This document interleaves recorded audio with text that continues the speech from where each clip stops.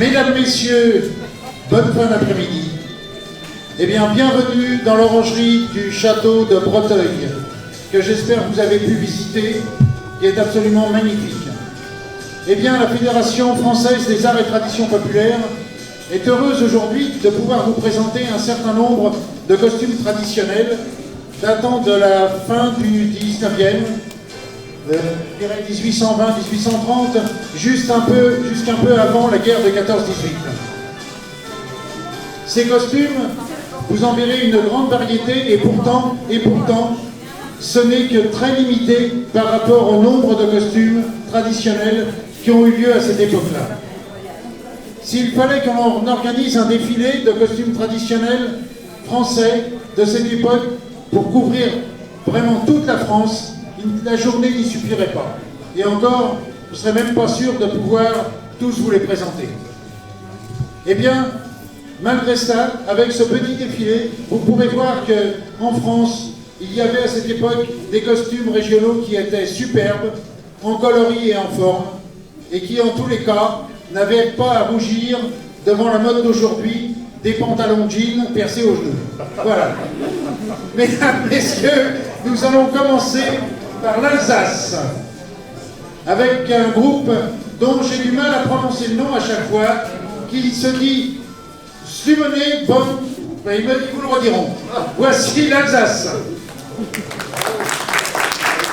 Couple de jeunes portant un costume des années 1870 dans la zone rhénane au nord de Strasbourg.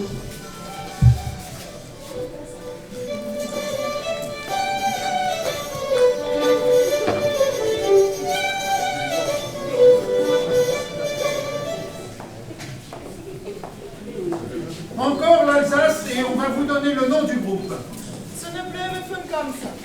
Voilà. Couple d'habitants de la ville de Germsheim portant un costume de fête vers 1900.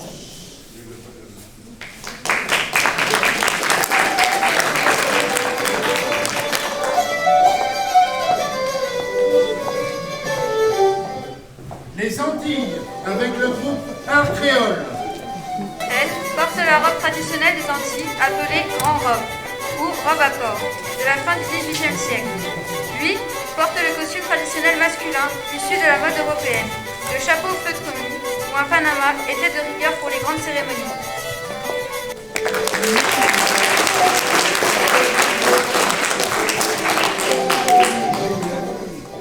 Les Ardennes, avec le groupe Roumanie. Elle porte le costume des petits gens du début des années 1900, pour tous les jours de fête compris. Sur la tête, une coiffe simple, sans broderie. Lui, un costume de paysan, agriculteur, forestier des années 1900. Sur la tête, pas de chapeau, mais une casquette.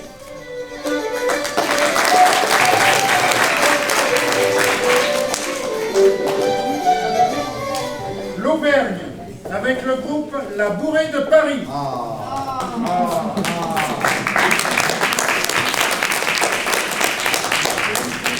Elle porte un costume dit à Bavarel, du Cantal du 19e siècle et plus précisément du Carladès.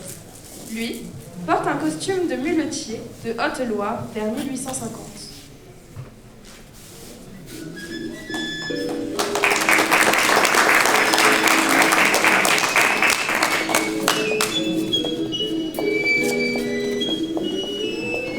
Le Berry de la Saboté-Sancerroise. Couple en costume de maître vigneron et vigneronne, porté les dimanches et jours de fête dans le milieu du 19e siècle.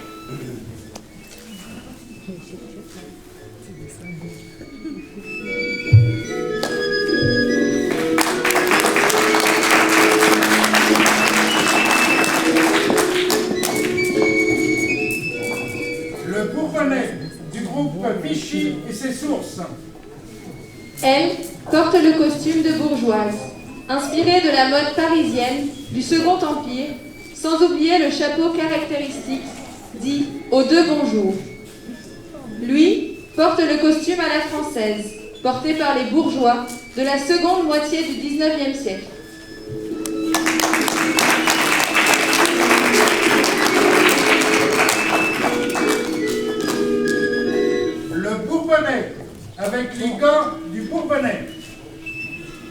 en costume du dimanche de paysanne aisée des années 1890. Lui porte un costume de travail de tous les jours, fin 19e siècle.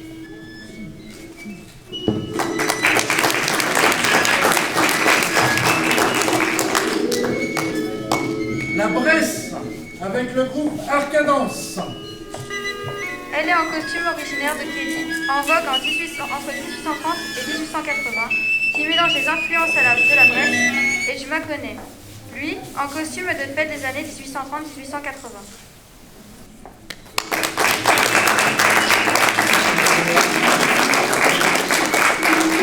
La Bretagne, du groupe Bigalé-Arpentihuel. Couple en costume de mariée de la ville de Plumelio, dans le Morbihan. On notera la couleur des costumes bien loin du noir habituellement remarqué sur les costumes bretons.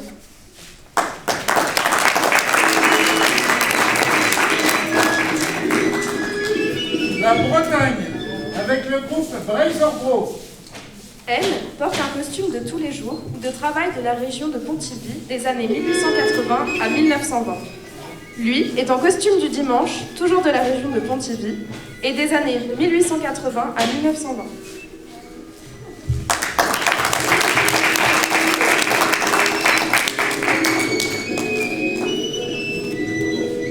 La Champagne, de la maison du folklore de Champagne, avec les costumes de Jeune Champagne. Elle, en costume porté pour les dimanches et fête du 19e siècle, la coiffe appelée toca a vu le jour après 1850. Lui, costume des dimanches et fête à la française, vers 1830, mais qui a continué à être porté pendant tout le 19e siècle. Seul le chapeau a pu varier de forme.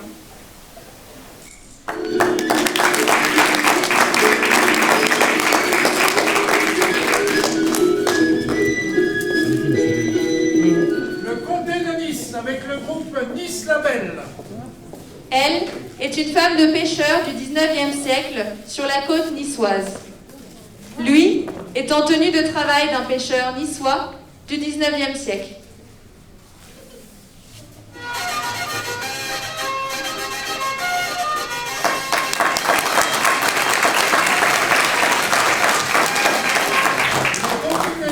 Du groupe Ampi et Riaume. Couple de bourgeois valentinois des années 1830. On remarque pour la femme la coiffe dite à la Marie Stuart et pour le garçon l'habit à la française et le chapeau tricorne.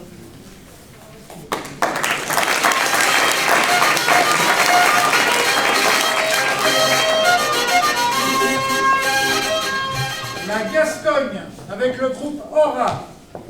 Elle porte un costume de travail, fin 19e, début 20e siècle. Sur la tête, pas de coiffe, mais un foulard noué et un chapeau de paille dit toulousain. Lui porte un costume de travail fin 19e siècle, début 20e, dont le pantalon long ou s'arrêtant aux genoux est recouvert par des guêtres.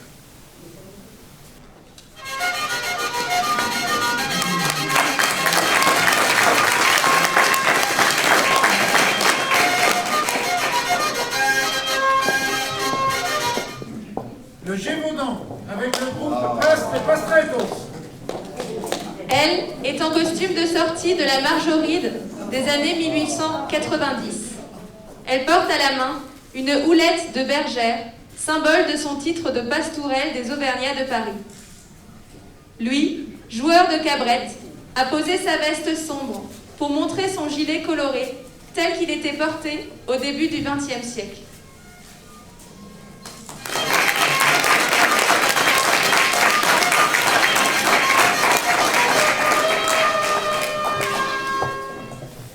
L'Île-de-France, avec le ballet légendaire de l'Île-de-France. Elle porte un costume de travail du début du XXe siècle, agrémenté d'une coiffe type laitière, parfois égayée de dentelle. Lui porte un costume de travail du début du XXe siècle. Large blouse de toile villette et sur la tête, un béret de coton ou une casquette.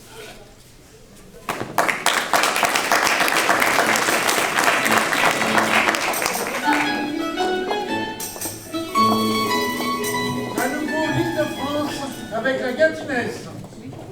Elle est en costume de paysan briard du dimanche et fête des années 1850.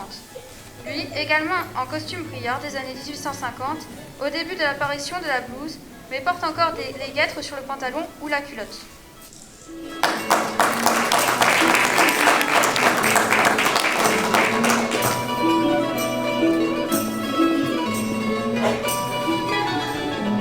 Languedoc, avec le groupe Guingogne.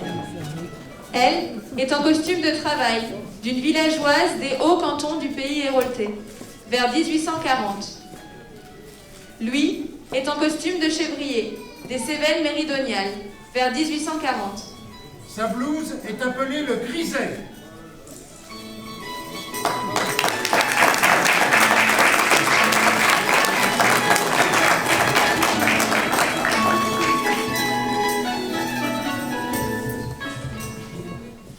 La Lorraine, avec les trouvères du Tillet.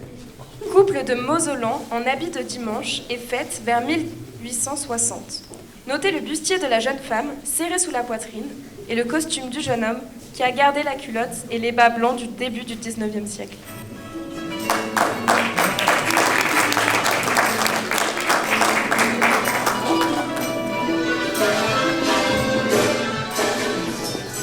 La Normandie, avec le groupe Blondes et Greffes. Elle porte un costume de fermière aisée de la deuxième moitié du 19e siècle, de la ville de Entrepagny. Lui porte un costume de bourgeois fin 19e siècle pour les dimanches et les fêtes.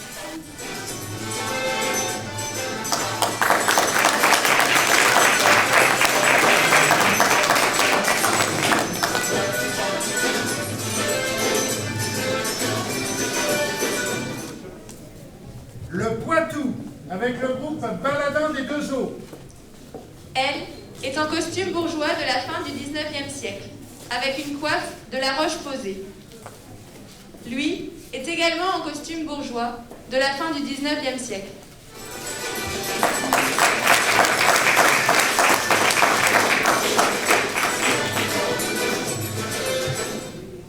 La Polynésie, avec le groupe Inéori. Deux couples en tenue traditionnelle de fête du 19e siècle. Oui.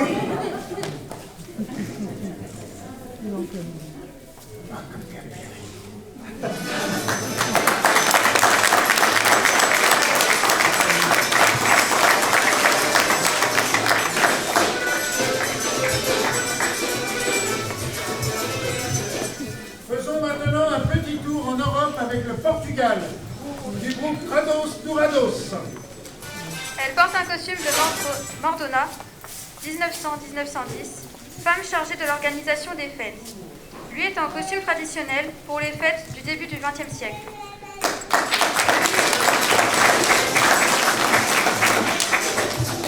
Le Rouergue, avec le groupe Loubailero.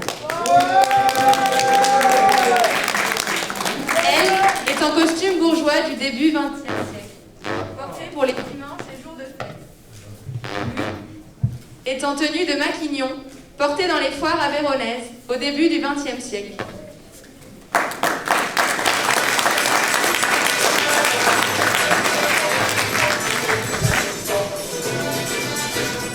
Retournons dans un autre pays d'Europe, la Slovaquie, avec le groupe Nadej.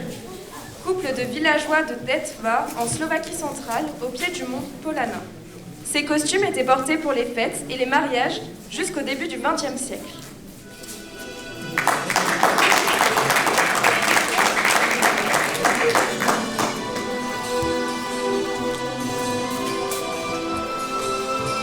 Et bien maintenant, je me dois de vous présenter 3 jeunes filles qui ont été élues cette année Pays de France et Demoiselles d'honneur de la Pays de France. Ces jeunes filles sont là tous les ans pour nous représenter aussi bien en France qu'à l'étranger. Malheureusement, cette année, compte tenu des événements, elles n'ont pas pu faire grand-chose depuis le tout début de l'année où elles ont été élues. Aussi, je vous demanderai quand elles vont venir de bien vouloir les applaudir très fort.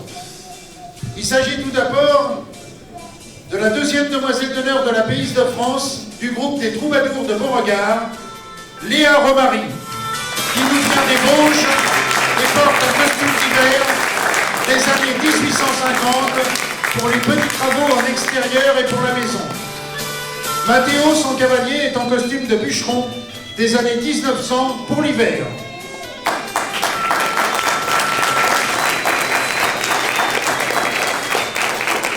La première demoiselle d'honneur de la Pays de France est de l'Académie provençale de Cannes. Elle s'appelle Natalia Lecaillon. Et elle nous vient donc de Provence, de la ville de Cannes. Elle porte un costume de petite bourgeoise, artisane des années 1835. Louis, son cavalier, est également en costume d'artisan bourgeois de Cannes des années 1835.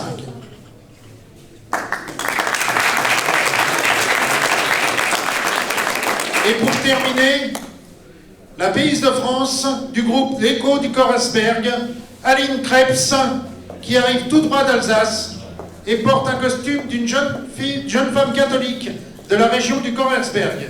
Ce costume serait né au XIXe siècle, mais a disparu durant le rattachement de l'Alsace à l'Allemagne pour reparaître ensuite. Son cavalier, Antoine Xavier, porte un costume de conscrit.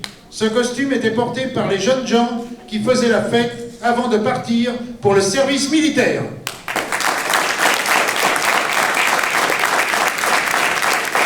Encore plus fort, s'il vous plaît, j'entends pas bien.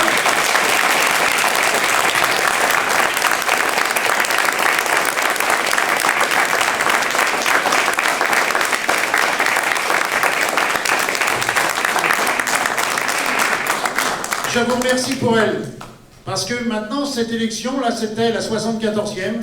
L'année prochaine, au mois de janvier, si Dieu le veut, comme on dit, il y aura la 75e élection.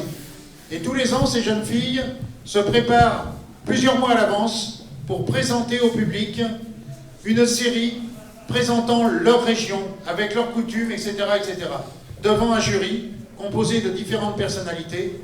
Et ce jury les juge, aptes ou non, à justement à venir nous représenter un peu partout. Il ne s'agit pas, comme Miss France, d'un défilé de beauté surnaturelle, etc., etc., ou de maillot de bain. Non, elles sont dans leur costume traditionnel et elles défendent, grâce avec leurs connaissances et leurs paroles, elles défendent leur région, leur terroir, leur culture traditionnelle. C'est pour ça qu'elles ont un grand mérite de se présenter, parce que je connais beaucoup de personnes qui disent « Oh oui, elle aurait pu ». Non, rien du tout. Quand vous êtes sur scène devant 400 personnes, bah, c'est pas tout à fait la même chose quand vous êtes tout seul avec un micro à la main, voyez-vous. Donc elles ont un grand mérite d'avoir fait ça et d'avoir défendu leur titre. Merci beaucoup, mesdemoiselles.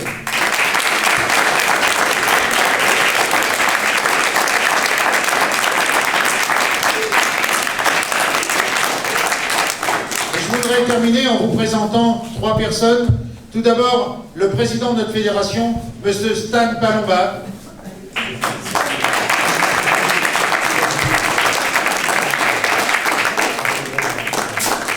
Madame Isabelle Casal, présidente de la Ligue Auvergnate et du Massif Central.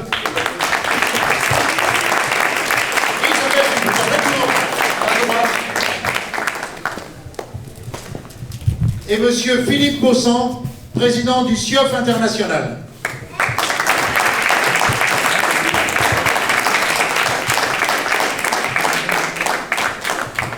Moi, je voudrais remercier 2 personnes.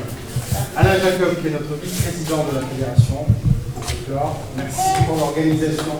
Merci beaucoup. C'est pour toi.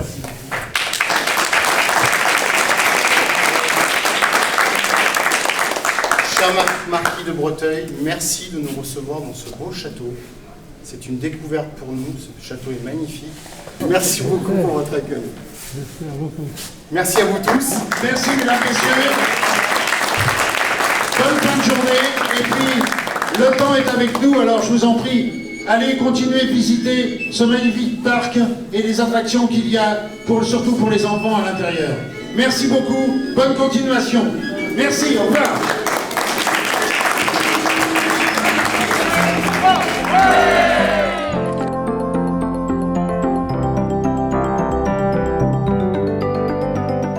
Haka!